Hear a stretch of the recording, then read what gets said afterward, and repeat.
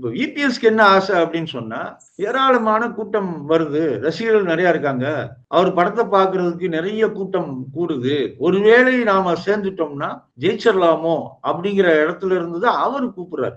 அநேகமாக இந்த இருவரும் சேர்ந்து தேர்தலை சந்திப்பதற்கான வாய்ப்பு இல்லை. ஒரே ஒரு விஷயம், ஒரு 1% வச்சுக்கலாம்.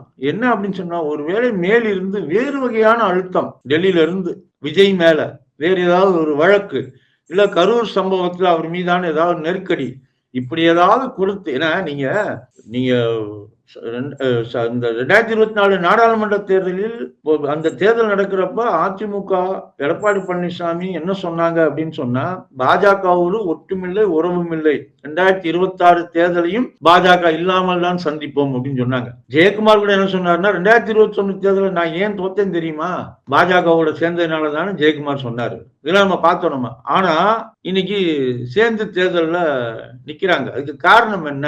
டெல்லியில இருந்து கொடுக்கப்பட்ட அழுத்தம். அது மாதிரி அதிமுக தலைவர்கள் மீது கொடுக்கப்பட்ட அழுத்தத்தை போன்று விஜய் மீது ஏதாவது அழுத்தம் கொடுக்கப்பட்டால் அணி சேர்க்கையில மாற்றம் இருக்கலாம்.